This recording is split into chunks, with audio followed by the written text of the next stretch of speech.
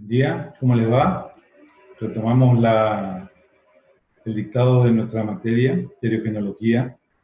Esta es nuestra segunda clase, nuestro segundo teórico, así que vamos a comenzar con los contenidos del día de hoy.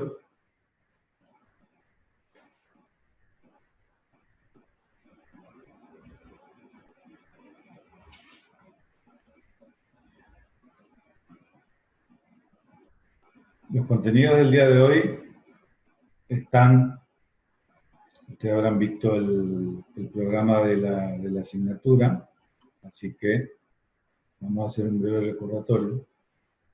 En la unidad 3, el tema 3, función neuroendocrina y hormonas, vamos a hablar en relación a hormonas intervinientes en el proceso reproductivo, su clasificación, su origen químico, la forma de transporte, su regulación, su mecanismo de acción y algunos procesos.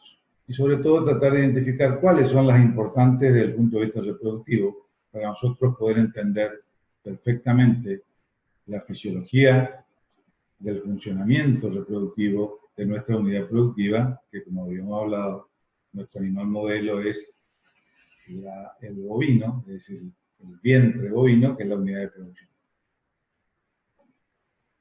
Es importante saber que en lo que hace al funcionamiento de la fisiología reproductiva interviene fuertemente el sistema nervioso central a través de todos sus sentidos, y que coordina articuladamente en el funcionamiento reproductivo con la función endocrina que tiene el animal, y a esto vamos a llamar neuroendocrino, un funcionamiento neuroendocrino, que nos va a determinar distintas situaciones de ciclicidad en la hembra y de cambios a nivel del tracto reproductivo, lo que va a hacer, como decíamos en la clase anterior, que ese animal se pueda encontrar ciclante, manifestando plenamente su ciclo, y de esta forma nosotros tener la posibilidad que tenga un servicio, tenga una inseminación artificial y que pueda fecundarse y llevar a cabo una gestación. Brevemente, esto es tema de otras materias de la cátedra, lo habrán visto en química, lo habrán visto en fisiología, pero recordar que nosotros vamos a tener que reconocer hormonas, y que esas hormonas son sustancias químicas que son secretadas en los fluidos orgánicos por una célula o un grupo de células. Vamos a ver cuáles son esos grupos de células, cuáles son esas glándulas endócrinas que nos interesan desde el punto de vista reproductivo. Y que van a tener un control fisiológico sobre otro tipo de célula, la que vamos a denominar células blancas dentro del organismo. Y es donde se va a llevar a cabo la respuesta. Es por eso que dentro de las funciones que las hormonas tienen, la que a nosotros nos va a interesar es la relacionada a la regulación de la reproducción sexual y también de la lactación en los animales de interés productivo. En primer lugar, tenemos que clasificar, es decir, saber qué tipo de estructura química presentan esas hormonas para poder interpretar cuál va a ser su funcionamiento. Básicamente tenemos hormonas de origen proteico o peptídicas, que van a variar en relación a la cantidad de aminoácidos presentes. Hormonas como la GnRH van a ser de una cadena corta de péptidos y de aminoácidos, como por ejemplo 10 aminoácidos, y van a haber proteínas o glicoproteínas como la LH y la FSH con muchos aminoácidos en su estructura química. Vamos a tener esteroides, básicamente la estructura química de la que van a derivar es el colesterol, el ciclopentano, pedrohidrogenantreno, con 4 anillos de carbono, y que va a ir variando en la medida que a lo que vamos a llamar esteroidogénesis, distintos tipos de hormonas con la misma base, que se van a ir agregando distintos tipos de radicales en su estructura, y va a variar el tipo de hormona y sobre todo el efecto. En este sentido, podemos hablar que los esteroides, con la base química del colesterol, van a variar entre 21 carbonos, la pregnenolona, la progesterona 21, la testosterona 19 carbonos y el estradiol 18. Es decir, estas son las principales hormonas esteroides que vamos a ver cómo funcionan en ese ciclo reproductivo del bovino que vamos a ver en el día de hoy. Otro tipo de hormonas importante para la reproducción son las derivadas de ácidos grasos modificados, es decir, las prostaglandinas. Vamos a ver cuáles son las prostaglandinas F2-alfa y prostaglandina E2 principalmente, que van a derivar del ácido araquidónico. Vamos a ver su funcionamiento en acciones importantes dentro del ciclo como la luteólisis, es decir, la inactivación de la funcionalidad del cuerpo lúteo, de importancia en la ciclicidad de las hembras en estudio.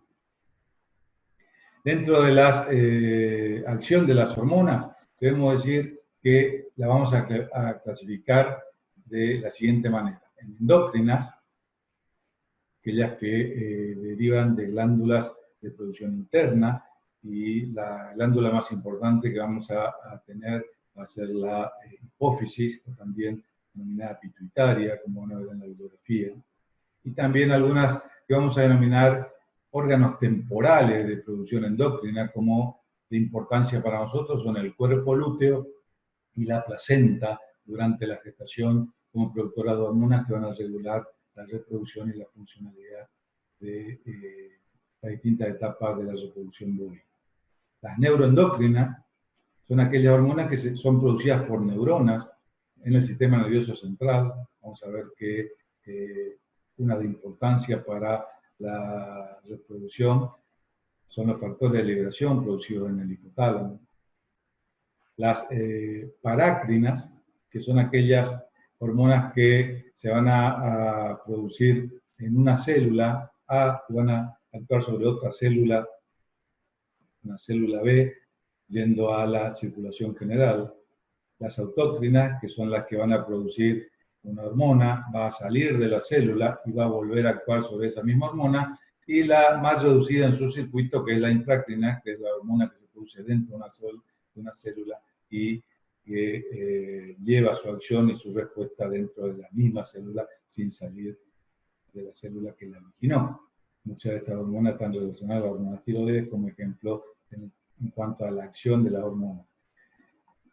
En relación a los receptores, debemos mencionar que muchas de estas hormonas van a tener que vincularse a un receptor, que vendría a ser una cerradura totalmente específica para la hormona que estamos hablando, que es la que va a generar la respuesta en el órgano blanco, y que muchas veces esos receptores son proteínas y que existen alrededor de 2.000 a 100.000 por célula, y va a variar, y en lo que se conoce como up-down, que es la regulación de estos receptores por saturación en respuesta a la mayor o menor cantidad de hormonas que ustedes tienen en la bibliografía.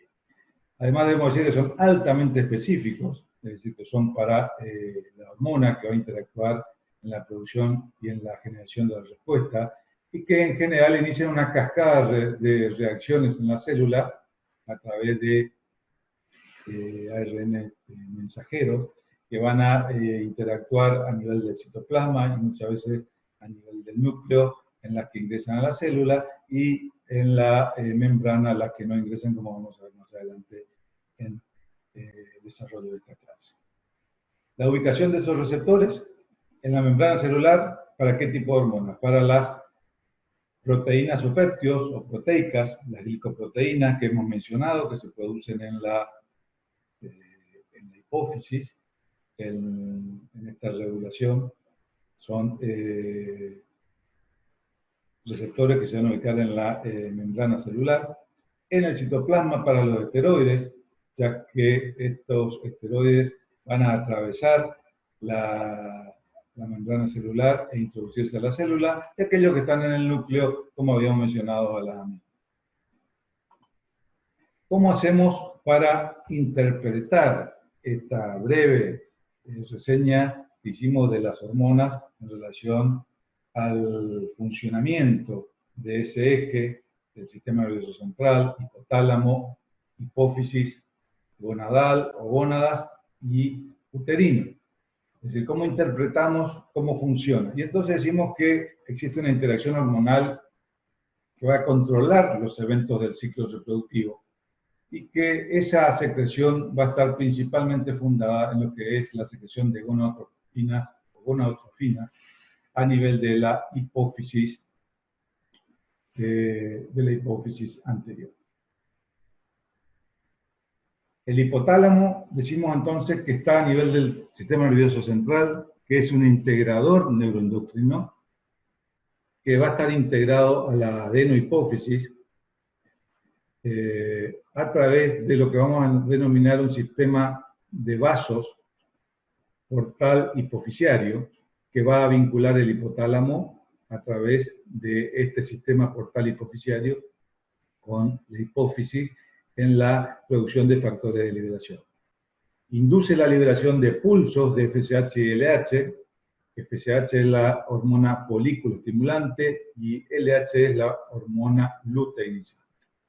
Y que en general estas hormonas van a estar articulando con las gónadas y las hormonas gonadales producidas a nivel de gónadas, como que son básicamente los esteroides, generando un sistema de retroalimentación positiva y negativa que va a ir modulando las reacciones durante el ciclo y presentaciones que va a tener desde el punto de vista reproductivo.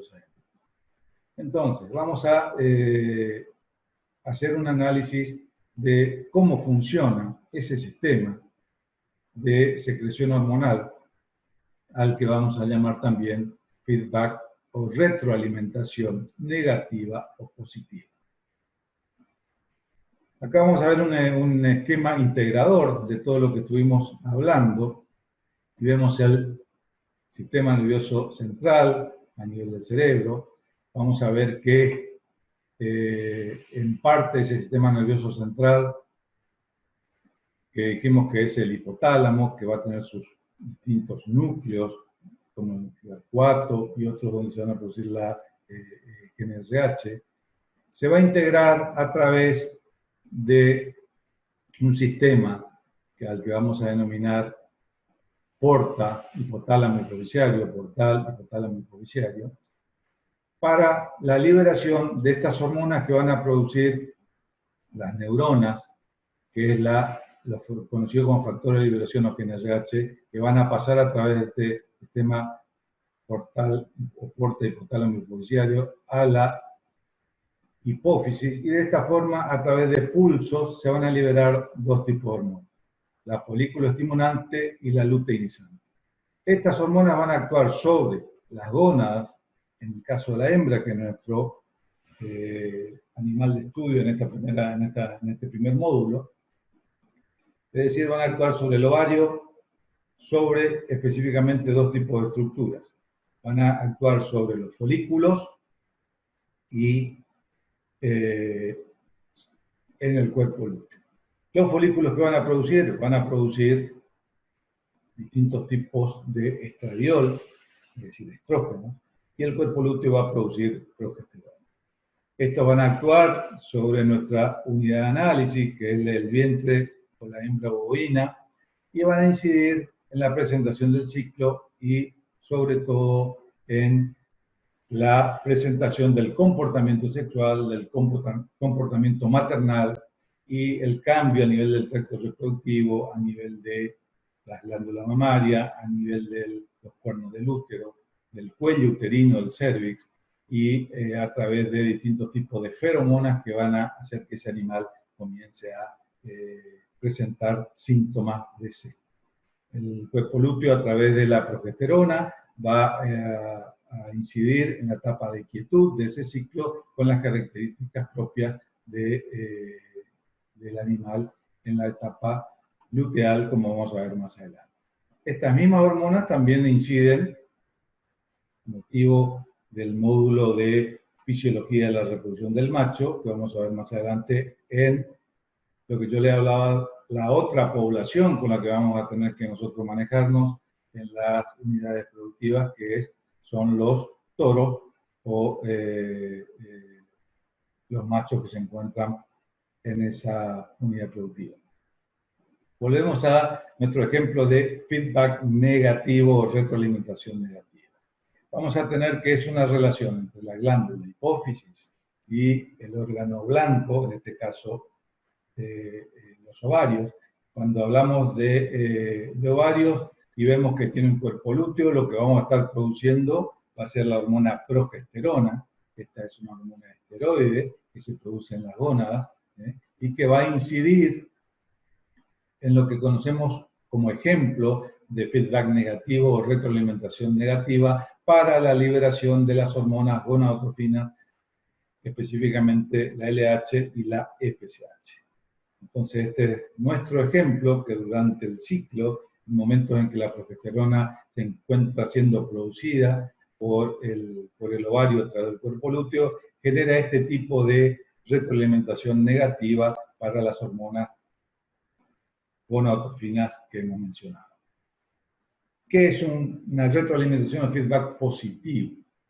Cuando en el ovario, también en la relación entre la glándula hipófisis y las gónadas, en este caso en los ovarios se encuentran activos la otra estructura que habíamos mencionado, habíamos mostrado en la clase anterior, que son los folículos. Estos folículos van a hacer que cuando baja la progesterona en determinado momento del ciclo, se comience a producir mayor cantidad de estrógenos. Estos estrógenos, en determinado momento, como habíamos explicado en el desencadenamiento de la pubertad, generan un pico y van a generar un feedback o retroalimentación positiva sobre la glándula hipófisis para que libere más pulsos de LH y que puedan llevarse a cabo etapas siguientes en relación a la ciclicidad de la hembra, como es el caso de tener un pico preovulatorio para llevar adelante una ovulación. ¿Qué debemos mencionar con respecto al tipo de liberación hormonal de la gonadotrofina en relación a su pulsatilidad? Debemos decir que cuando esa hormona se encuentra con baja frecuencia y distinta amplitud, va a generar lo que se denomina un tipo de pulso basal. ¿Cómo se genera el pulso el pulso previo para que se desencadene un pico? Como hemos mencionado, y vamos a ver mejor en fase del ciclo estral, un aumento de los estrógenos que va a generar la posibilidad de aumentar la pulsatividad de LH, por ejemplo, que decimos entonces que aumenta la frecuencia y varía la amplitud de esos pulsos de esa hormona y son los que van a constituir un pico de alguno de estos tipos de hormonas intervinientes. ¿Qué otra cosa queremos mencionar acá? Que en relación a lo que habíamos hablado de regulación o feedback positivo y negativo. Vemos acá la presencia de la hormona progesterona. Vemos que la posibilidad de ovulación se va a dar cuando no se encuentra presente en altas cantidades, más de 1 nanogramo por mililitro en relación a la hormona progesterona, y es lo que nos va a marcar la ciclicidad en relación a lo que vamos a ver más adelante como ciclo estral, que vamos a definir, y lo definimos la clase pasada en forma inicial. Un ciclo se va a dar entre dos eventos fisiológicos que constituyen una ovulación y otra ovulación. Eso va a dar el largo y duración de ese ciclo, pudiendo haber distintos tipos de presentación de ciclos normales, a los que hemos mencionado como ciclos cortos, que vamos a ver más adelante. ¿Qué contenidos y de qué unidad son los que vamos a ver en esta primera parte de la presentación del día de hoy? Habíamos visto la unidad 3 con lo relacionado a endocrinología, origen de las hormonas, origen de las glándulas que producen, la estructura química. Ahora vamos a entrar a la unidad 4, que básicamente tiene 3 módulos. en relación a contenido. Tiene biología celular de la foliculogénesis bovina, es decir, cómo se constituyen los folículos, el proceso de la foliculogénesis, dinámica folicular, es decir, los modelos de ondas de desarrollo folicular, y cómo entenderlos, que fue lo que generó un gran cambio en la reproducción animal al poder entender la fisiología y poder sincronizar y controlar esa dinámica folicular en función de la implementación de biotecnología. Le hace sincronización con inseminación a tiempo fijo, le hace sincronización de ondas de desarrollo folicular para tratamiento superovulatorio en la biotecnología de transferencia embrionaria. Por eso es importante la unidad 4 y sobre todo el tema 4 con estos dos módulos primeros.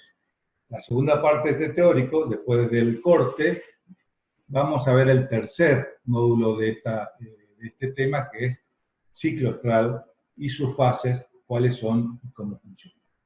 Entramos entonces a ubicarnos y a tratar de entender qué es foliculogénesis.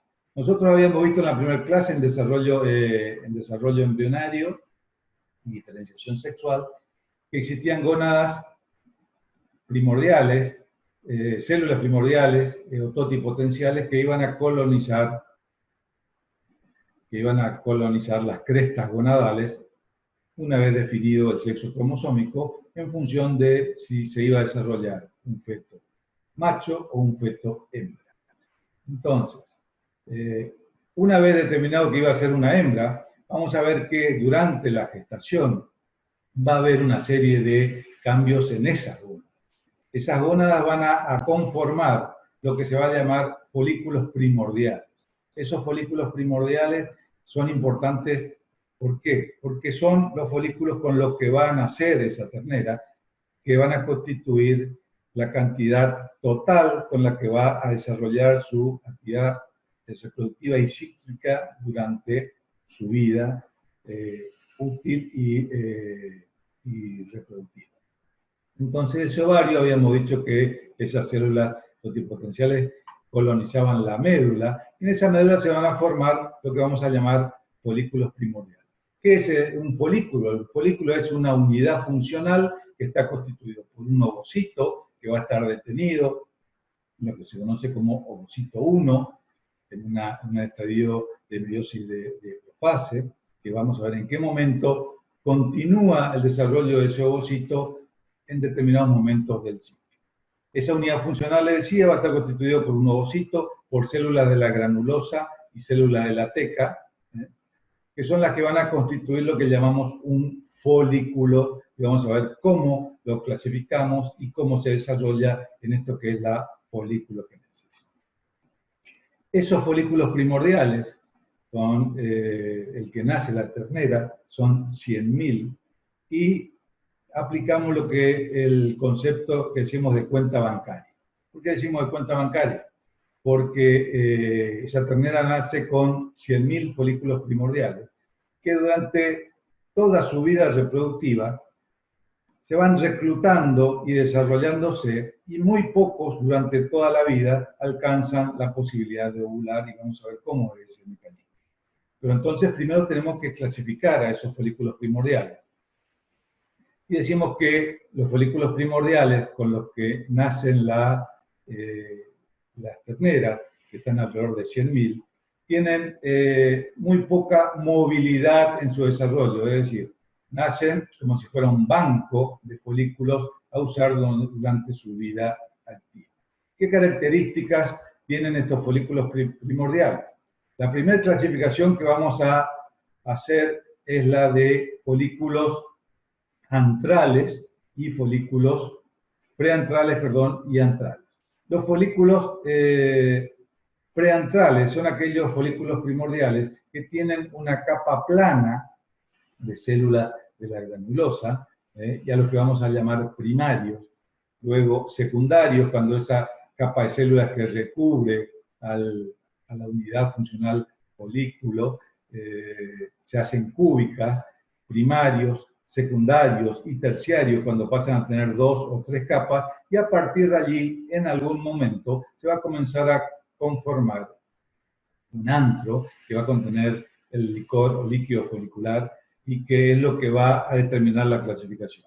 En preantrales, lo que hemos mencionado, folículos primordiales, primarios, secundarios, terciarios, células aplanadas, cuboides, y antrales cuando se comienza a conformar esa cavidad.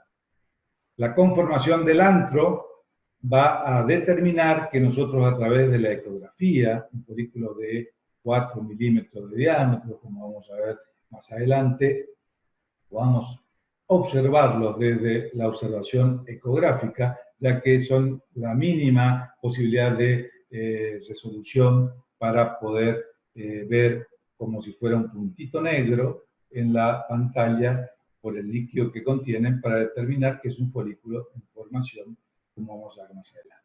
Esos folículos entonces primordiales, luego van teniendo varias capas, se comienza a formar el antro, con las células de la granulosa rodeando al ovocito, el licor folicular, hasta llegar a lo que va a ser, vamos a ver en otra diapositiva, un folículo maduro, preovulatorio o de Graf que va a estar previo al momento de la ovulación. Todos estos folículos en el desarrollo hasta llegar a maduro, preovulatorio o de Graf van a hacer el mismo camino, es decir, van a desarrollarse hasta determinado momento y van a ir a la atresia. Entonces, vamos a ir viendo qué estructuras en ese ovario son las que se van formando y decimos que desde folículos primordiales, folículos primarios, folículos secundarios, terciarios ya donde se comienza a formar el antro, folículo de Graf o preovulatorio, hasta el momento de la ovulación de ese folículo, que vamos a describir como evento fisiológico en fases del ciclo astral, la conformación de un cuerpo lúteo joven, un cuerpo lúteo maduro y un cuerpo lúteo en regresión hasta formar lo que se llama un cuerpo albicans, que es la cicatriz final que nos queda como resabio de dónde estuvo un cuerpo lúteo funcional en algún momento en el ovario.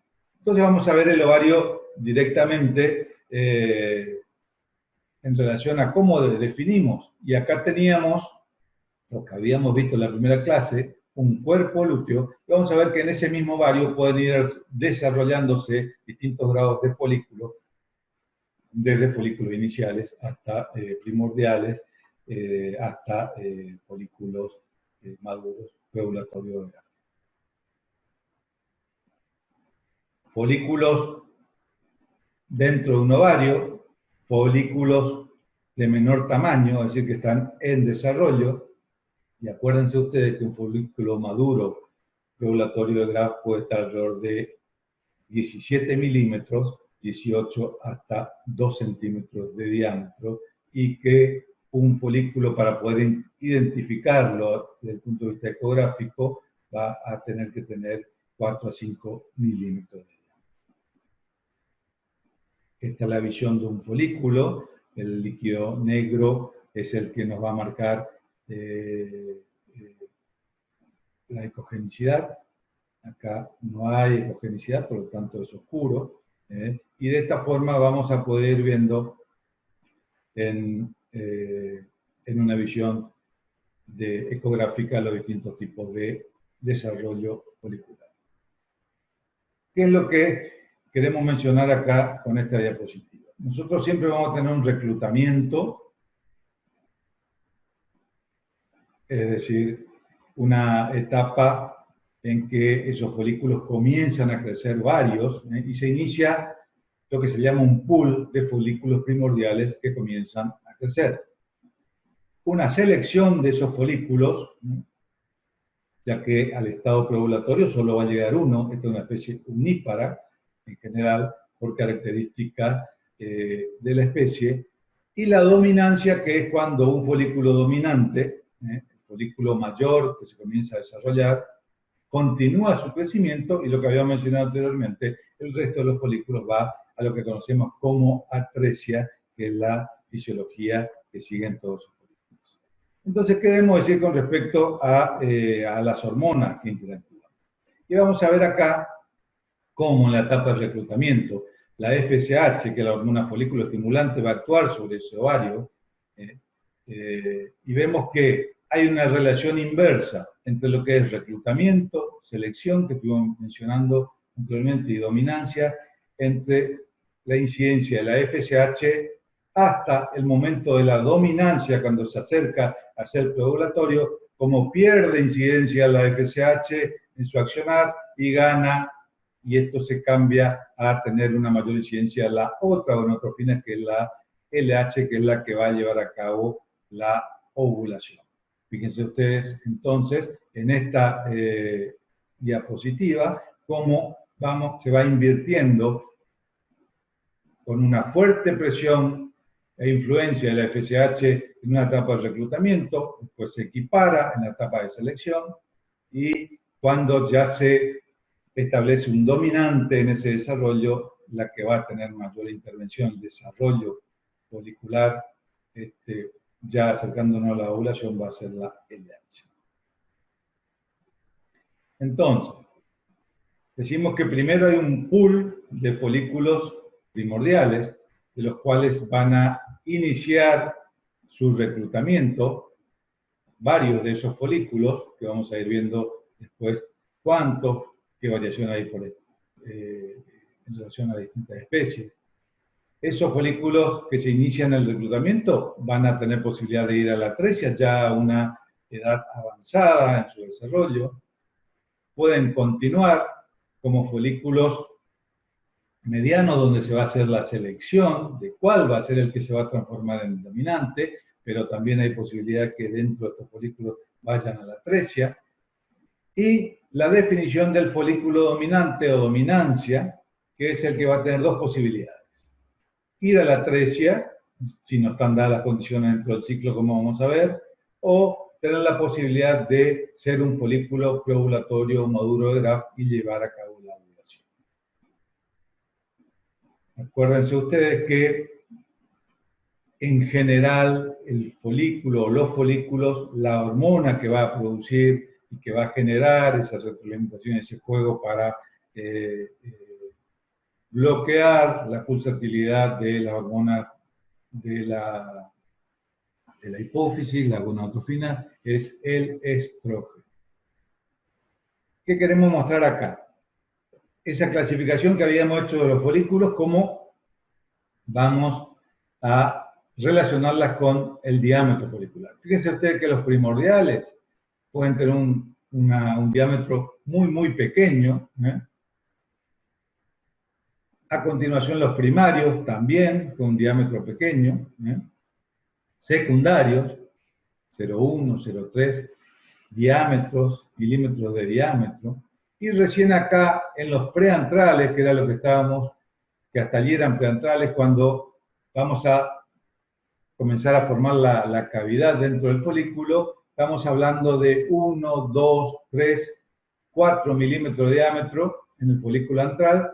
Es aquel que se puede observar con la ecografía y son aquellos folículos que en el tracto reproductivo, en la pieza anatómica, nosotros vamos a ver como un pequeño circulito oscuro, lo que indica la presencia de líquido, y son las distintas estadios de ese folículo que ha iniciado su fase de reclutamiento.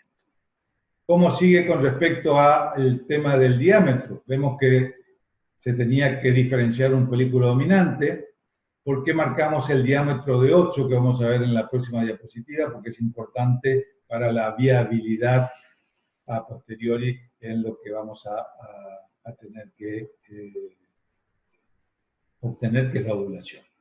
Hasta el folículo ovulatorio, que está cerca de los 20 milímetros de diámetro, es decir, 2 centímetros.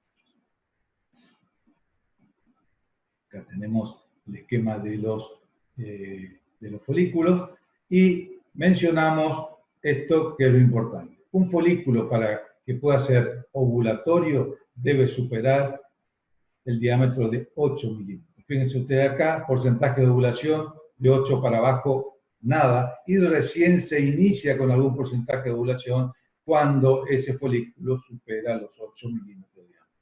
Acuérdense de este dato porque va a ser importante para la implementación de biotecnologías y sobre todo para la respuesta que vamos a tener a esas biotecnologías.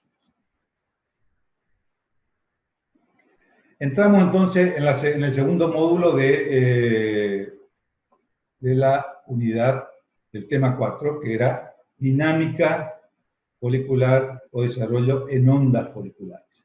¿Cómo definimos, de acuerdo a lo que vimos, cómo es el crecimiento? Esto ocurría todo dentro de los ovarios. ¿Cómo definimos qué es una onda y cómo es su patrón o su esquema de una onda de desarrollo folicular?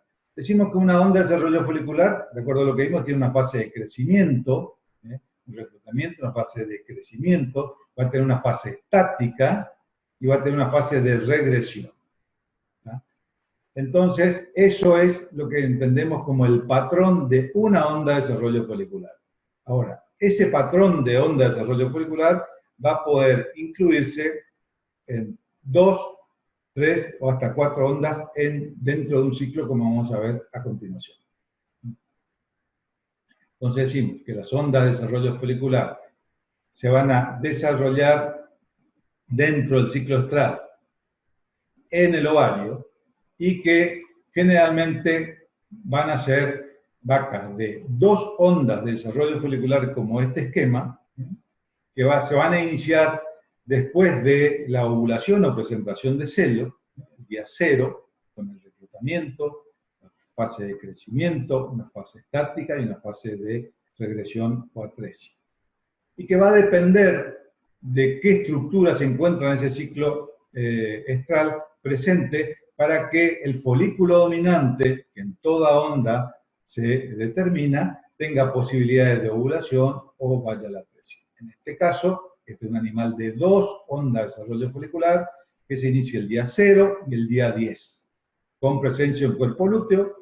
La primera onda, el dominante va a la atresia, la segunda onda sin la presencia de progesterona, básicamente que es lo que produce este cuerpo lúteo, es la que va a tener posibilidad de ovular un día 21 del ciclo. Esa fase de selección, vemos acá, que era lo que les estaba diciendo, cómo se ven esos folículos en el ovario, en la pieza. Y vamos a ver el segundo caso, que es la vaca que presenta 3 ondas de desarrollo folicular.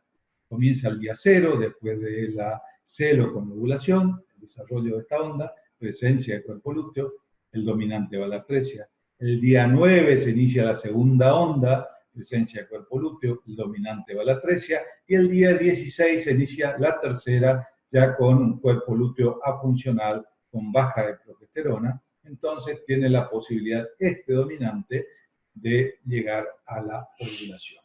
2 ejemplos de vaca de 2 ondas y de vaca de 3 ondas para que ustedes interpreten qué es lo que pasa. ¿Qué queremos mencionar acá? Tenemos el mismo ejemplo, 2 ondas y 3 ondas, y vemos que siempre previo al inicio de una onda, ¿qué es esta curva amarilla que ustedes ven acá?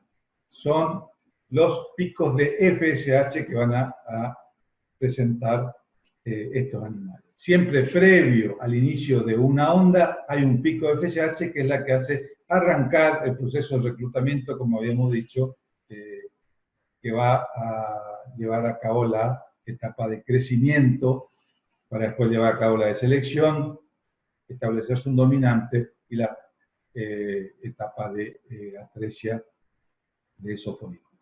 Entonces, siempre un día antes, al inicio de una onda de desarrollo folicular, existe un pico de FSH que ayuda a ese crecimiento.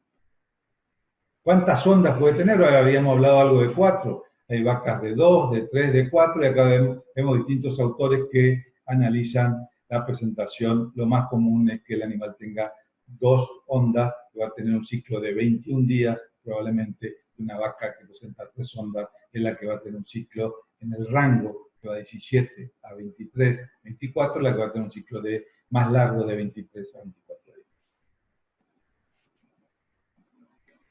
Entonces, terminando, volvemos a nuestro esquema de lo que es un ciclo. Vamos a ver que estas curvas hormonales que están,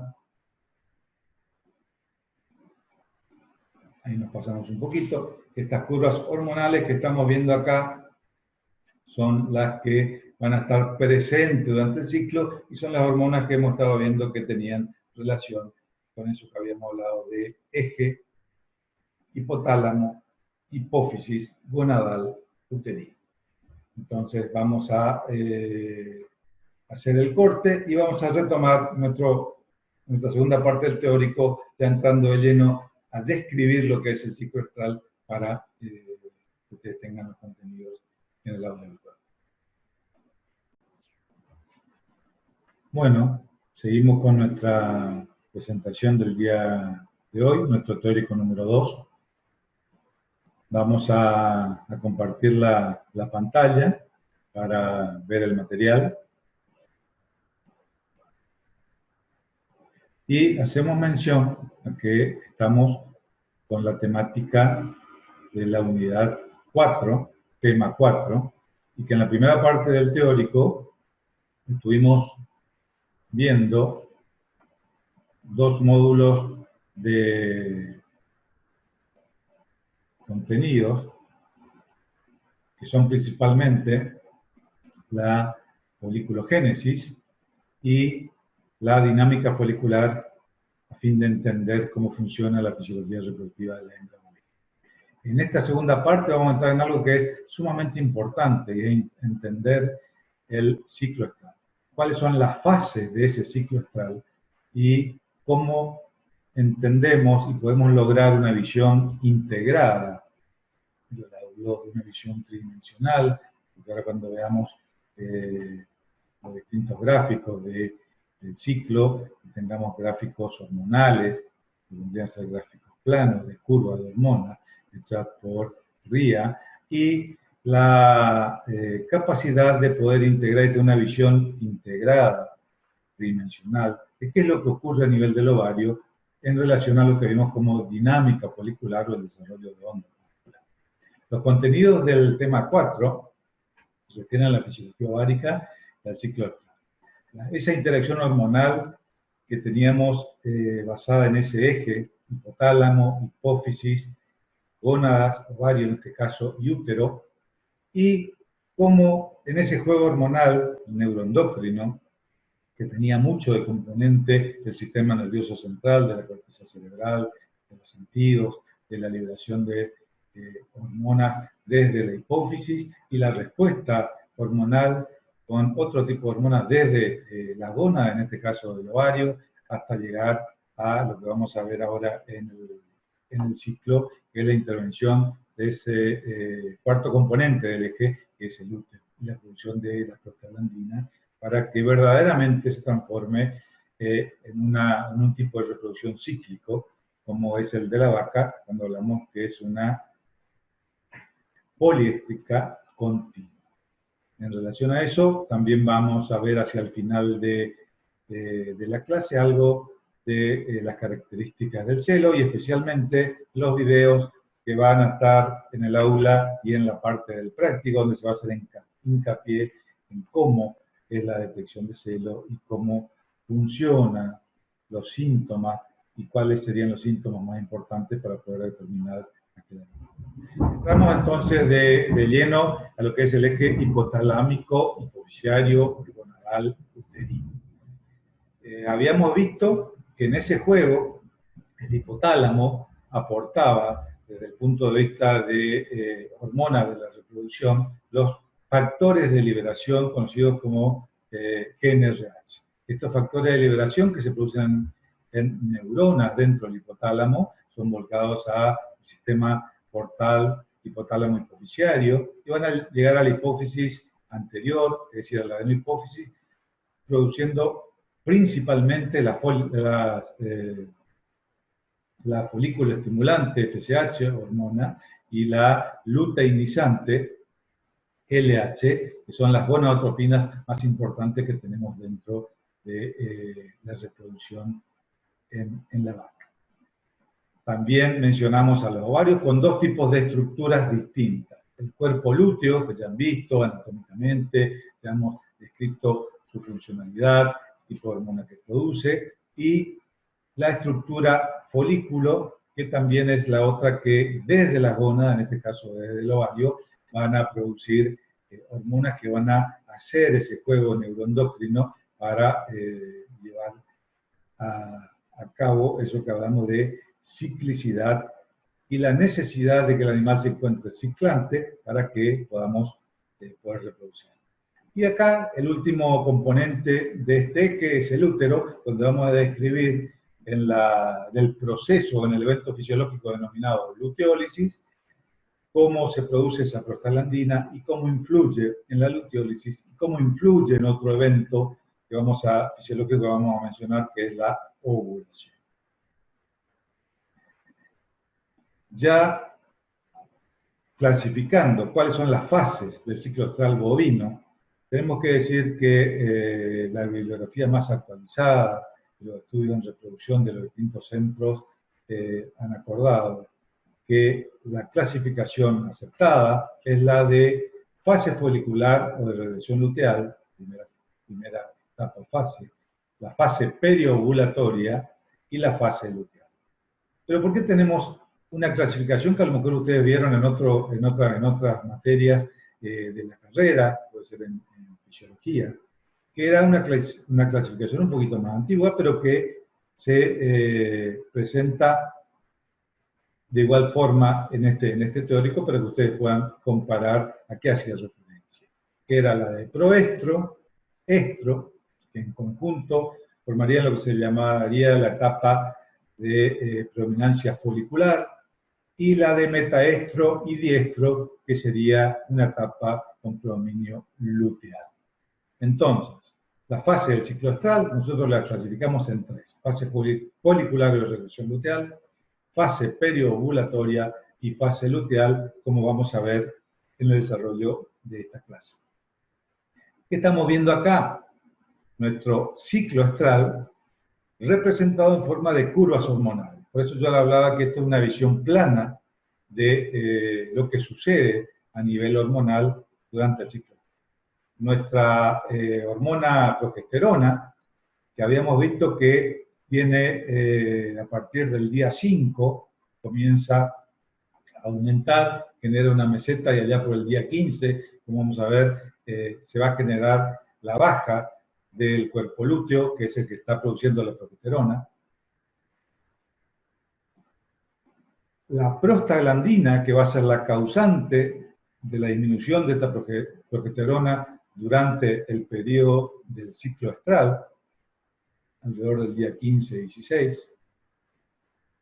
La línea roja que representa la FSH, folículo estimulante, que una vez liberada en el bloqueo que tenía por una retroalimentación negativa conjuntamente con la LH, por ese estrógeno, habíamos descrito, cuando vimos dinámica folicular, que siempre se generaba un pico de folículo estimulante FSH un día antes del inicio de una onda folicular, es decir, del reclutamiento de ese pool de folículos primordiales.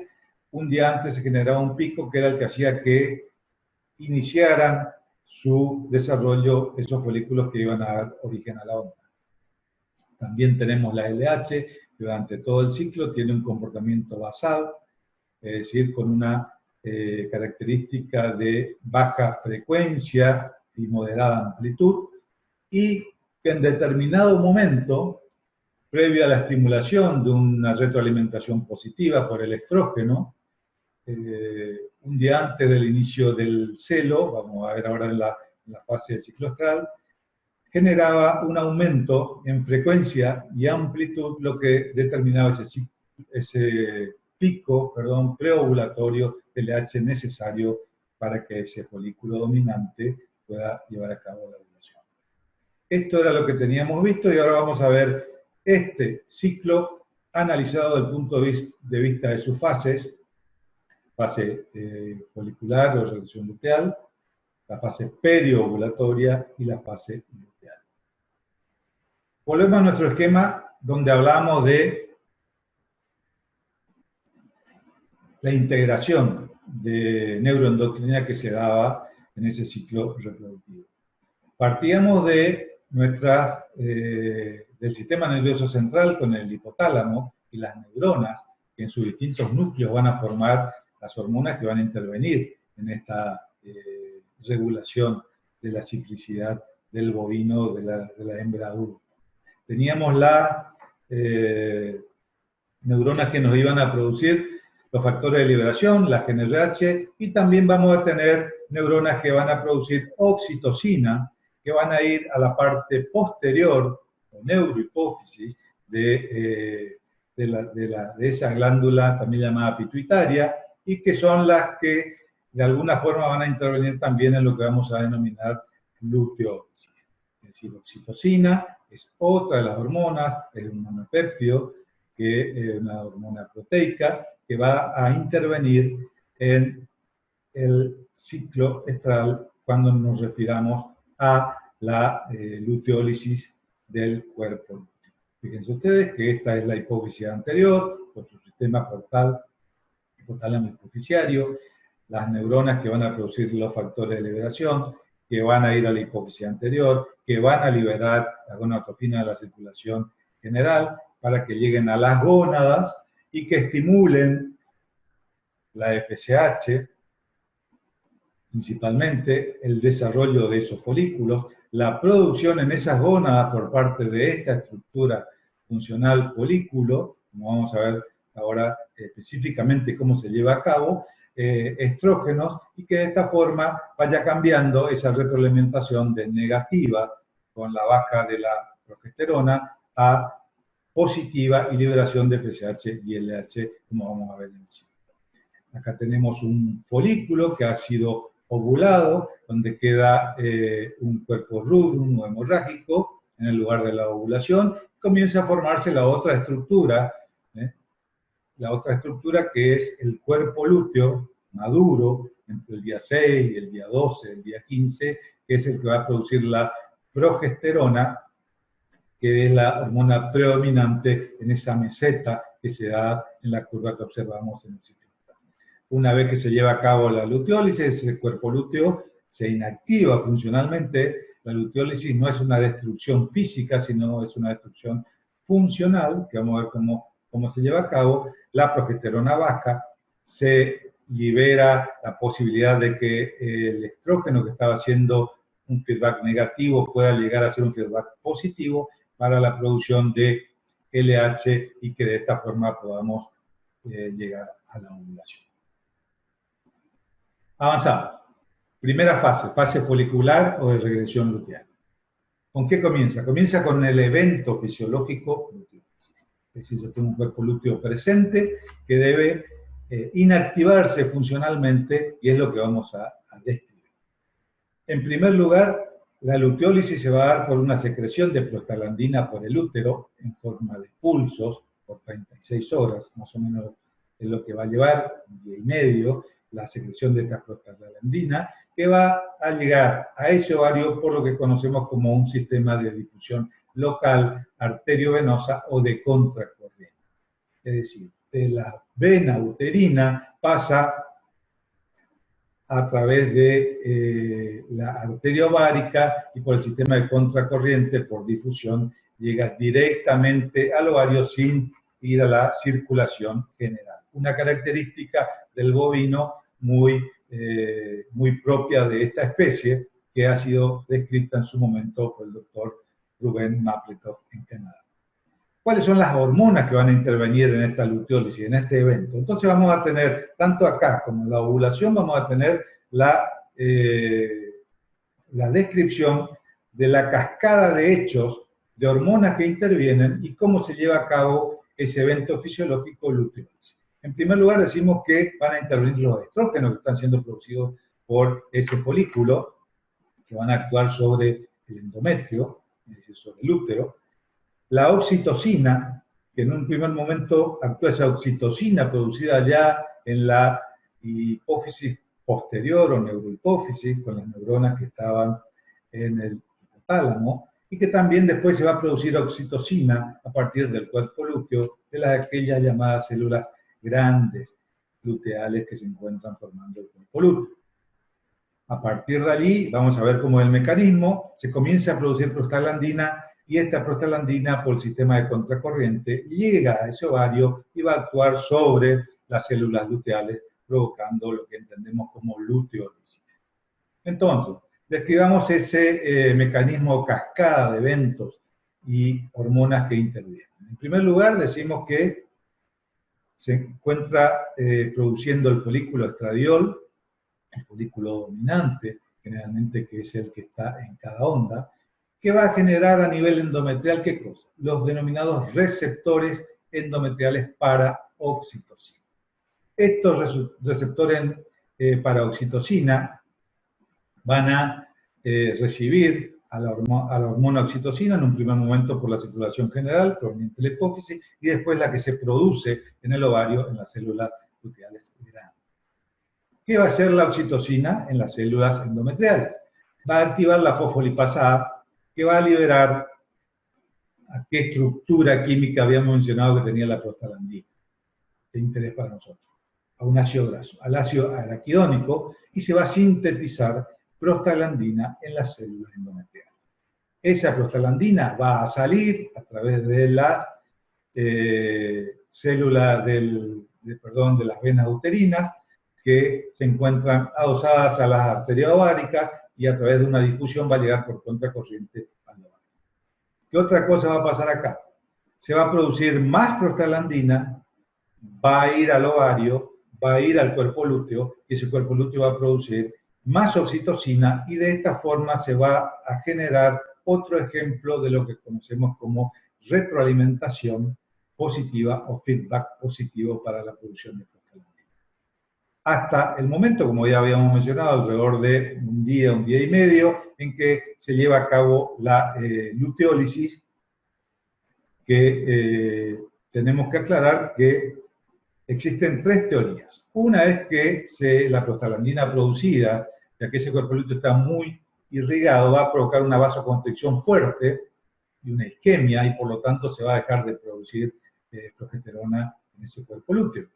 Y lo otro es que se va a realizar una degeneración, una apoptosis, una degeneración celular con intervención de iones calcio y otros iones que hacen que la célula degenere y deje de producir la respuesta que tenía ese cuerpo lúteo, que era la de producir progesterona.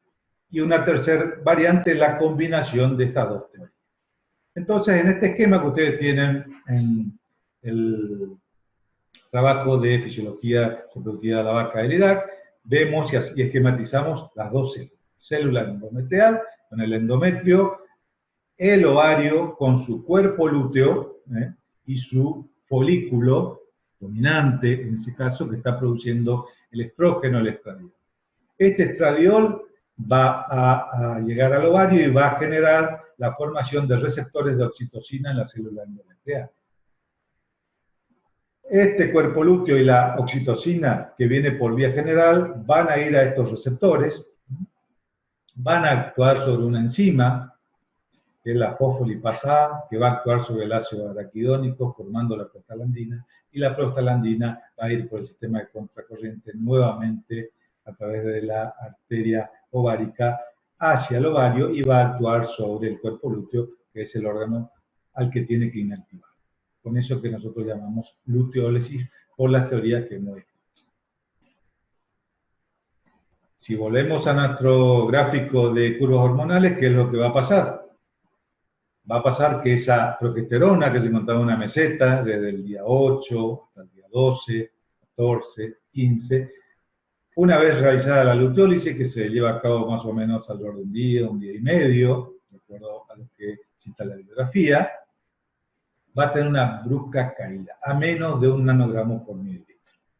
Esto es lo que desencadena la luteólisis y el inicio de lo que conocemos como la fase folicular o de regresión luteal, que vamos a describir qué es lo que va a pasar durante este periodo.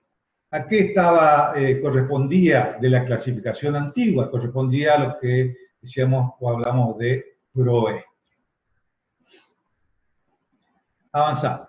Esa formación esteroidogénica de estrógeno, de estradiol a nivel de ese folículo, cómo se da, y vamos a describirla rápidamente. Ustedes se acuerdan que la base química de los esteroides era el colesterol, el ciclopentano, peridofenancreno, y que variaban en el colesterol desde 21, 19 y 18 carbonos, en eso que denominamos aromatización con agregado y salida de radicales para cambiar las moléculas y representar a las distintas hormonas.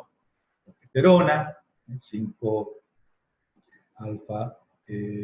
pregnenolona, testosterona, 5-alfa dihidroxitestosterona y el estradiol 17-beta, que es el estrógeno natural que produce la mujer.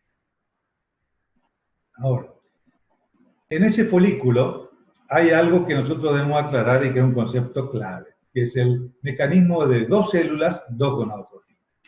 Es decir, en las células de la teca, uno de los tipos celulares que contiene la unidad funcional folículo, y en las células de la granulosa.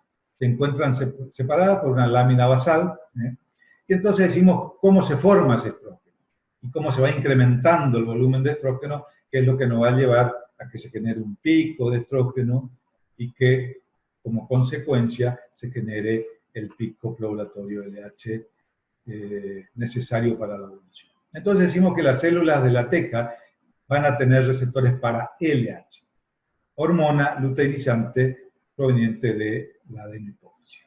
Y que que las células de la granulosa van a tener receptores para LH y para FSH.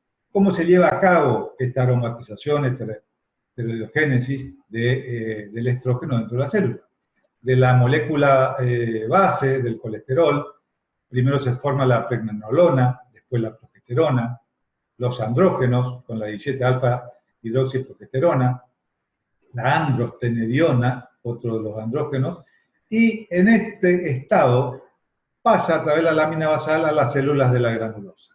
Esta androstenediona va a ser atacada por enzimas en este proceso de aromatización y se va a transformar en testosterona primero, acuérdense que tenía 19 carbonos, y en estradiol posteriormente 17 beta estradiol, que es el estrógeno natural que produce el organismo. De la misma forma, en la célula de la granulosa va a tener receptores de FSH, donde la FSH va a incidir y va a actuar directamente a nivel de este estadio que es la androstenediona, actuando sobre la testosterona, produciendo estradiol. Esta es la forma que se conoce como mecanismo de dos células, dos gonadotrofinas, y cómo el folículo produce la hormona, esteroide estrógeno, que va a incidir en la ciclicidad de la hembra bovina adulta. ¿Por qué es importante? Porque ese estrógeno, aparte de liberar, de cambiar de retroalimentación negativa en presencia de progesterona a una retroalimentación positiva sobre la gonadotropina, va a contribuir y mucho para la fase siguiente, que es la fase de periovulatoria, que básicamente contiene en ella lo que denominamos el celo. Entonces va a necesitar cambios conductuales, cambios en el tracto reproductivo, que nos van a dar las características del celo propia de la especie y propia del vientre bovino. Entramos a la segunda fase. ¿Qué podemos decir antes de dejar la fase folicular o de regresión luteal? Ese estrógeno que se comienza a producir y comienza a aumentar en esta fase, un día antes del inicio del celo, va a ser su pico, que es necesario para después generar el pico preovulatorio de LH. Entonces, la fase periovulatoria se inicia con el inicio del celo. ¿Qué decíamos del celo? Que el celo va a durar de 6 a 18 horas. Esa duración del celo tiene una duración patrón, que es la que se toma en general para la aplicación de biotecnologías, que son de 18 horas. Pero en la medida que el tipo racial sea más índico, puede ir disminuyendo hasta inclusive llegar a las 6 horas de duración del celo. Nosotros tomaríamos 18 horas. Entonces, la fase periovulatoria se inicia con el celo, con esa duración de celo. Se va a generar, entre otras cosas, una onda preovulatoria de gonadotrofinas. ¿Qué gonadotrofinas? FSH, vamos a ver para qué, y la principal, que es la LH, que es la que da el pico preovulatorio LH. En función de llegar a la ovulación, que sería el límite de la fase preovulatoria, el evento fisiológico ovulación marca la terminación de esta fase. ¿Qué podemos decir? Que la fase preovulatoria incluye al celo 18 horas y a la ovulación de 24 a 30 horas de iniciado, o es lo mismo que decir de 10 a 12 horas de finalizado. Si el celo dura 18 horas y la ovulación se da después del celo, 10 a 12 horas, yo estoy a 30 horas de iniciado o a 10 o 12 horas de finalizado. ¿Qué podemos decir? Que esta ovulación se daba en la categoría anterior, en lo que se conocía como el metae. Hoy lo clasificamos a la fase preovulatoria del inicio del celo hasta la ovulación como evento fisiológico. Y a partir de allí, la tercera etapa, que es la etapa luteal. Las características del celo van a profundizar en el práctico, en lo que hace a detección, en lo que hace a cambios a nivel del tracto reproductivo. Así que, pero principalmente, ¿qué debemos decir? Que el síntoma patognomónico de la presentación del celo en el animal es la aceptación de la monta por parte de otro animal. La aceptación de la monta y la quietud es el síntoma principal, como van a ver en el práctico y en los videos que se van a subir al aula virtual. Retomamos y decimos entonces algunas consideraciones en lo que venimos viendo hasta ahora. El intervalo entre el inicio de la luteólisis y el comienzo del celo es de 2 días y medio a 3.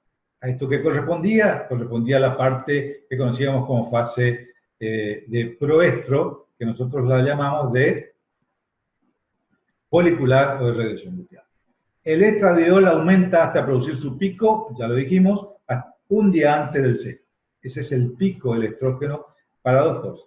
Facilitar los síntomas de celo durante la fase preovulatoria en el celo vuestro y generar el pico preovulatorio LH que se da en la fase preovulatoria a las 6 horas de iniciado, dura 6 horas y es el que va a generar los cambios necesarios para la maduración final del folículo, para el cambio en la meiosis de la profase 1, ovocito 1, a metafase 2, ovocito 2.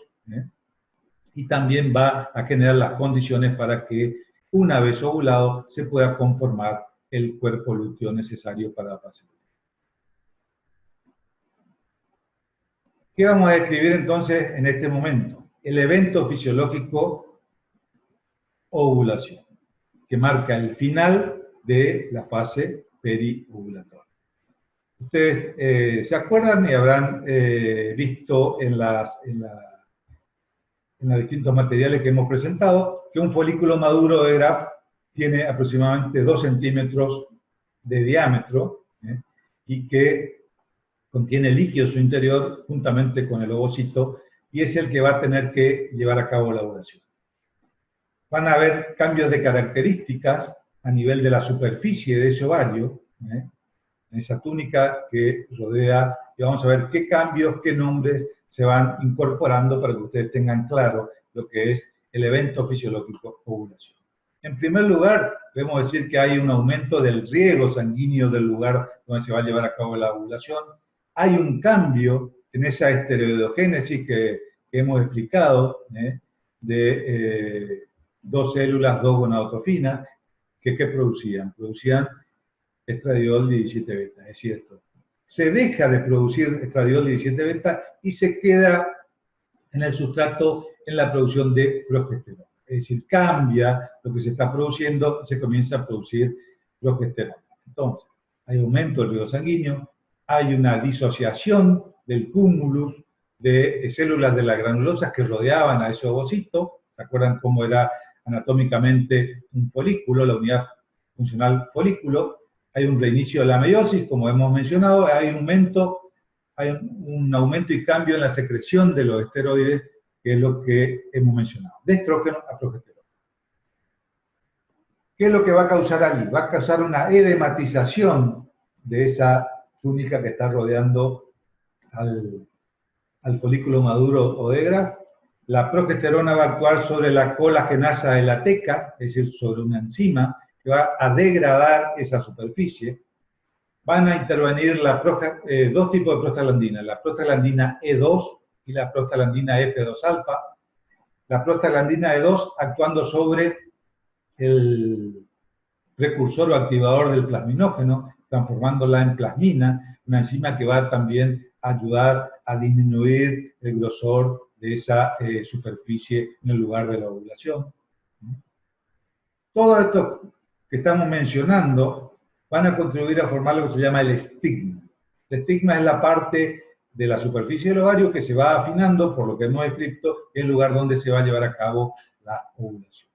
La prostaglandina F2-alfa genera a su vez rotura de lisosomas que van a también contribuir a las contracciones y a lisar esa superficie ovárica para que se lleve a cabo la formación del estigma y que a través de las contracciones foliculares de las células lisas puedan llevarse a cabo la ruptura de ese estigma y la ovulación.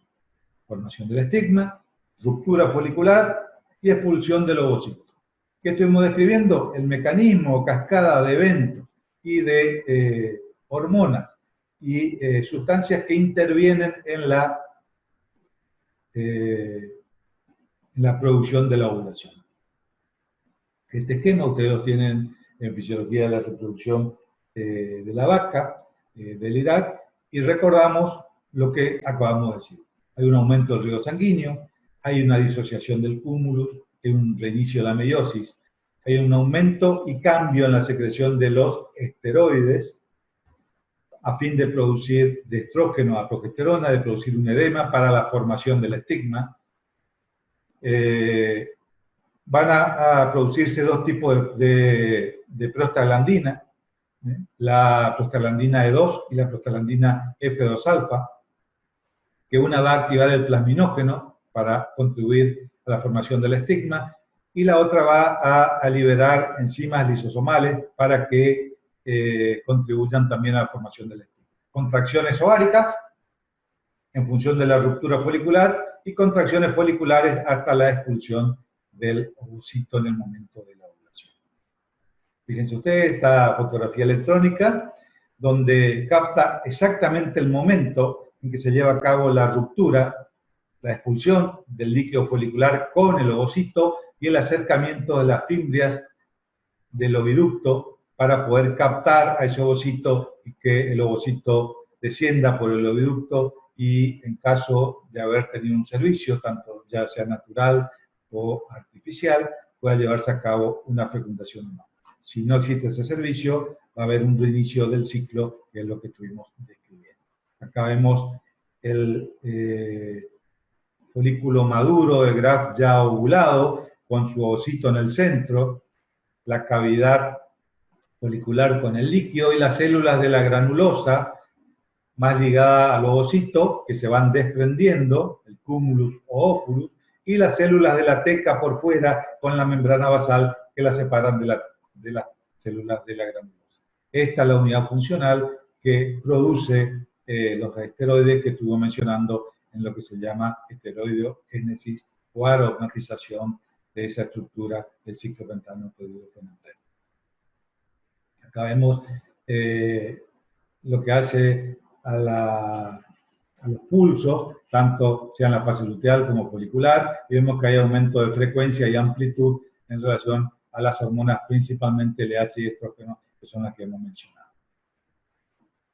Con esto terminamos la etapa periovulatoria, determinando cuánto dura el celo y a las cuántas horas se lleva a cabo la ovulación, 10 a 12 horas de terminado el celo o 30 horas de iniciado con un celo de 18 horas, que es lo que hemos planteado desde la primera clase. ¿Qué es lo que va a pasar acá? Habíamos visto que allí se genera lo que se conoce un cuerpo rubrum, es decir, hay ruptura de capilares, hay un hematoma que se reorganiza y las células de la granulosa y de la teca van a comenzar con eso que era la formación del cuerpo lúteo, que era otra de las actividades principales que tenía la LH en relación a su acción en el ciclo astral. Después de la ovulación, entonces decimos en el esquema que tenemos acá, ambas células, como les he mencionado, se van a luteinizar, van a adquirir ese color característico, amarillento, amarillento ferroso, que tiene el cuerpo lúteo, amarillento anaranjado. ¿Y qué es lo que tenemos que decir? Que las células de la teca se convierten en células luteales pequeñas, de menos de 15 milímetros, receptores, con muchos receptores, principalmente para LH. Son las que van a producir más o menos el 15% de la progesterona que va a producir el cuerpo lúteo. Y las células grandes se convierten en células luteales grandes de más de 15 milímetros, receptoras de prostaglandina y prostaglandina E2 principalmente. Entonces, estos dos tipos de células son los que van a dar origen a la formación del cuerpo lúteo, que no va a estar, la funcionalidad de ese cuerpo lúteo recién va a alcanzar, como vimos en la curva de progesterona, la funcionalidad de esa progesterona y va a dejar de ser un cuerpo lúteo inmaduro alrededor del día 6 del ciclo, alcanzando el día 8 la meseta y durando hasta el día 15, en el momento que comienza a aparecer la prostaglandina para llevar a cabo la luteólisis. ¿Qué queremos demostrar con este gráfico? Cómo la progesterona, durante estos primeros días de formación del cuerpo lúteo, alrededor del día 5 o 6, en que comienza a hacer la meseta, durante la mayor parte del ciclo astral, hasta el día 15, que comienza la luteólisis y que decae menos de 1 nanogramo por mililitro. Y por contraposición, ¿qué pasa con la LH, la otra hormona indispensable para la ovulación? Durante la mayor cantidad del tiempo, se encuentran niveles basales durante la presencia de progesterona y que comienza a aumentar frecuencia y amplitud a fin de llevar a cabo lo que conocemos como el pico preovulatorio LH, que es necesario para el desencadenamiento del evento fisiológico ovulación. ¿Por qué le pongo esta diapositiva? Porque después de esta descripción del ciclo astral, nosotros tenemos que tener no solamente la visión plana de las curvas hormonales, qué pasa, sino incorporar lo que habíamos visto en dinámica folicular. Es decir, incorporar qué está pasando a nivel de ese ovario en relación al desarrollo y maduración de esos folículos que habíamos descrito cuando vimos la parte primera de este teórico numeroso.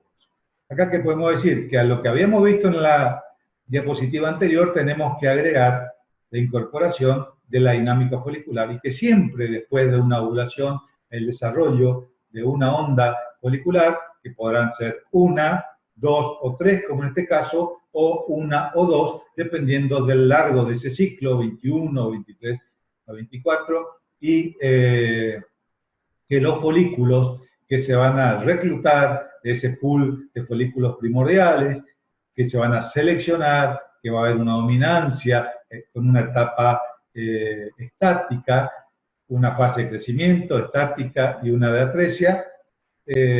Ante la presencia de hormona progesterona producida por el cuerpo lúteo, van a ir a la atresia, como no escrito en la primera parte de este tema. ¿Qué otra cosa le tenemos que decir acá para terminar de cerrar? Si hubiera habido un servicio natural por inseminación artificial y se hubiera llevado a cabo una fecundación, que va a ser motivo del teórico de la clase que viene, tenemos que decir que ese mecanismo que nosotros habíamos hablado de luteólisis, que es lo que asegura la ciclicidad del animal, se va a interrumpir.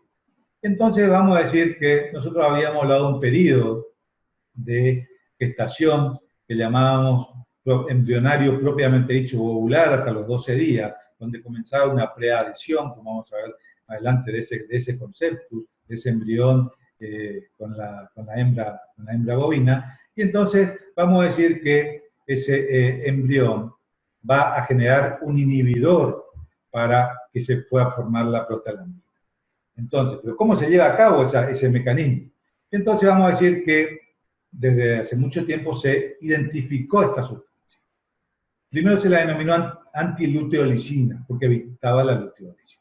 Después se denominó proteína trofoblástica bovina, 1.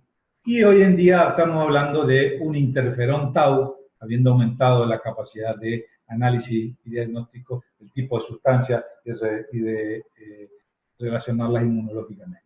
Interferón tau 1, que es el que va a dar la señal para que, como vamos a ver en este esquema, que es muy parecido a lo que veíamos en la luteólisis, la presencia, como ustedes ven acá, del embrión dentro del cuerno uterino, dentro de sus membranas, va a producir esta sustancia, proteína trofoblástica bovina, interferón tau, depende de la bibliografía y el grado de profundización del análisis, que va a bloquear ese receptor para oxitocina, que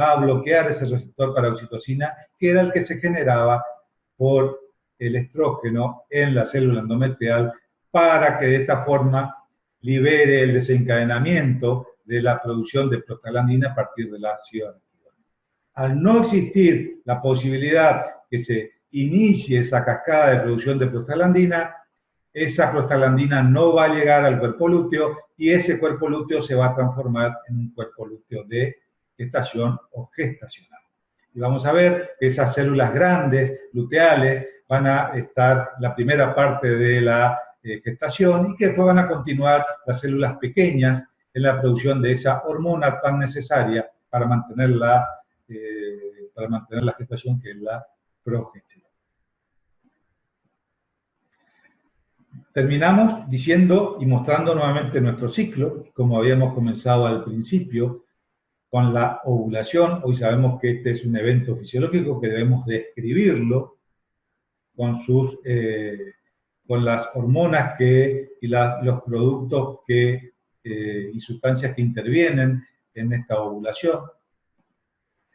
La formación del cuerpo lúteo, que tiene un cuerpo lúteo que va a comenzar a ser funcional recién a partir del día 6, que va a ser una meseta de progesterona y que alrededor del día 15, por la luteólisis de la prostaglandina, va a bajar hasta menos de 1 nanogramo por mililitro, permitiendo el inicio de la fase folicular o de regresión luteal. Acá vemos el inicio de la fase luteal. La generación de una ovulación, que es lo que nos va a marcar la duración del ciclo, 21 días, 23 a 24 días, rango de 17 a 23 a 24. La hormona prostaglandina producida en el endometrio del útero, la submucosa uterina, que va a actuar alrededor del día 15 del ciclo, generando la luteólisis con las teorías que hemos descrito.